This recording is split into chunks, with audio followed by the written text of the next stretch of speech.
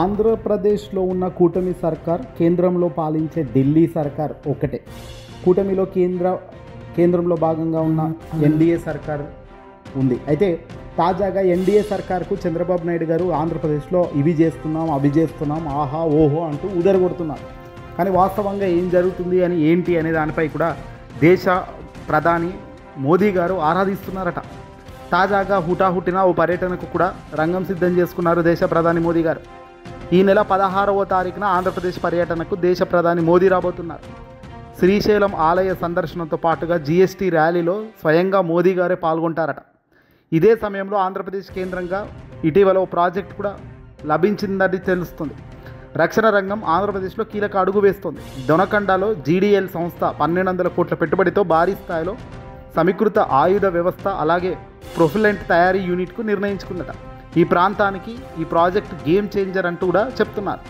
కేంద్రంలో ఎన్డీఏ ప్రభుత్వం మూడోసారి అధికారంలోకి వచ్చిన తర్వాత ఆంధ్రప్రదేశ్కి ప్రత్యేక ప్రాధాన్యత ఇస్తూ వస్తుందంటూ ఎల్లో మీడియా చెప్తుంది. కానీ వాస్తవంగా జరుగుతుందన్నది చంద్రబాబు నాయుడు గారి జేబులోకి అదంతా ప్రత్యేకంగా పోతుంది. ఆర్థిక సహాయంతో పాటుగా ప్రతిష్టాత్మక ప్రాజెక్టుల విషయంలో ఆసక్తి చూపుతున్నామని కేంద్రం పైనుంచి అనుకుంటుంది. కానీ ఇక్కడ వాస్తవంగా జరుగుతుంది ఏంది అనేది చాలా సంచలనంగా ఉంది. తాజాగా ప్రతిష్టాత్మక సంస్థ భారత్ డైనమిక్స్ లిమిటెడ్ ప్రకాశం జిల్లా దొనకొండలో భారీ స్థాయిలో సమీకృత ఆయుధ వ్యవస్థ ప్రొఫిలెంట్ తయారీ యూనిట్ని ఏర్పాటు చేస్తుండడంతో చాలామంది సంతోషపడుతున్నారు. కానీ ఇక్కడ దీని వెనకాల జరుగుతుంది కూడా ఒకసారి సంచలనంగా మారుతోంది. దీని వెనకాల భూములు కేటాయించాలన్నా, దీని వెనకాల పర్మిషన్స్ ఇవ్వాలన్నా ప్రభుత్వంకి సంబంధించిన పెద్దలు భారీ మొత్తంలో డబ్బులు తీసుకుంటున్నారనే ఆరోపణలు కూడా వస్తున్నాయి. కేంద్రం మద్దతు ఇస్తూ కేంద్రం తోడ్పాటు సహాయం అందిస్తుంటే ఇక్కడ మొత్తం కూడా అందుకో దోచుకో పంచుకో అనే తట్టుగా కేంద్రంలోని నిధులను కానీ, కేంద్రం నుంచి వచ్చే సహాయం కానీ, కేంద్రం నుంచి వచ్చే ప్రాజెక్టుల డబ్బులు కానీ టీడీపీ కూటమి తప్పు మార్గంలో ఖర్చు చేస్తుందనే వైసీపీ వాళ్ళు గట్టిగా ఆరోపిస్తున్నారు. ఇక ఇది గనక సక్సెస్ అయితే జీడీఎల్ యూనిట్ ద్వారా ప్రత్యక్షంగా 600 మందికి, పరోక్షంగా 1000 మందికి ఉపాధి లభిస్తుందంట.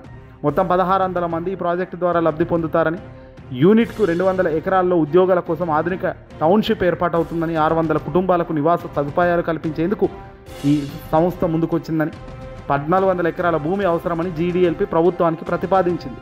మరి ఇక్కడ ఈ 1400 ఎకరాల భూమి ఇస్తుందా? ఇస్తే దీని వెనకాల లూప్ హోల్స్ క్యాచ్ చేసుకొని గవర్నమెంట్ పెద్దలు ఏ రకంగా అవినీతికి పాల్పడుతున్నారన్నదే ఇక్కడ పాయింట్. తాజాగా ఢిల్లీ సంబంధించి ప్రధాని మోదీ స్వయంగా వచ్చి శ్రీశైల ఆలయం సందర్శనతో పాటు రాష్ట్రంలో ఏం జరుగుతుందనే దానిపై కూడా బీజేపీని అప్రమత్తం చేస్తున్నారు, బీజేపీని బలోపేతం చేస్తున్నారు. బీజేపీ పెద్దలారా జాగ్రత్తగా ఉండకపోతే చంద్రబాబు చేతిలో మళ్ళీ మనం గుణపాఠం తీసుకోవాల్సిందే. కేంద్రంలో ఉన్న పెద్దలు ఎప్పటికప్పుడు చంద్రబాబును నమ్మే పరిస్థితి లేదు. ఇన్ఫ్యాక్ట్ చంద్రబాబు జగన్ అని కేంద్రం వద్ద 2 ఆప్షన్లు పెడితే ఖచ్చితంగా వాళ్ళు జగన్ వైపే ఉంటారు తప్ప చంద్రబాబు వైపు ఉండరు అన్నది చంద్రబాబుకు కూడా తెలిసిన సత్యమే, వాస్తవం ఇది. కానీ రాజకీయ లెక్కల సమీకరణలో భాగంగా కూటమితో జతగట్టి ఉన్నారు. కానీ రాబోయే కాలం ఇలా ఉంటుందా అంటే ప్రశ్నార్థకమే. కూటమి చేస్తున్న పనులు అలాగే ఉన్నాయి, కూటమి చేస్తున్న అరాచక పరిస్థితులు అలాగే ఉన్నాయి. తాజాగా ఒక లిక్కర్ మాఫియా దొరికింది.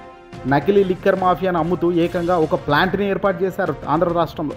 కర్ణాటకలో ఓ ప్లాంటు, విజయవాడలో ఓ ప్లాంటు, అలాగే విజయవాడకు సమీపంలో ఇంకో ప్లాంట్, ఇలా ఆంధ్రాలో 2, కర్ణాటకలో 1.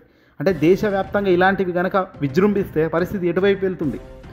ఆఫ్రికాలో ఎక్కడనో తెలుగుదేశం పార్టీకి సంబంధించిన కార్యకర్తగా ఉన్న వ్యక్తి అటు అనుభవం సంపాదించిన తర్వాత అటు చంద్రబాబు దగ్గరికి స్వయంగా రావడం అయితేమి, ఆ తర్వాత బీఫామ్ తీసుకొని టికెట్ తీసుకొని ఎమ్మెల్యేగా పోటీ చేయడం అయితేనేమి, ఆ తర్వాత ఏకంగా ఈ బిజినెస్ దందా లేపడం ఏంటి, ఇవన్నీ చూస్తుంటే తెలుగుదేశం పార్టీ ఏ విధంగా ఎవరికి ప్రోత్సాహకరంగా పనిచేస్తుంది అన్నది అర్థమవడం లేదా?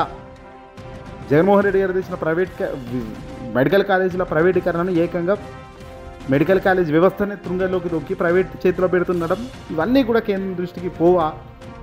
ప్రధాని ఆంధ్రప్రదేశ్ వస్తున్న వేళ ఇవన్నీ కూడా షాకింగ్ లాగా అనిపిస్తుంది.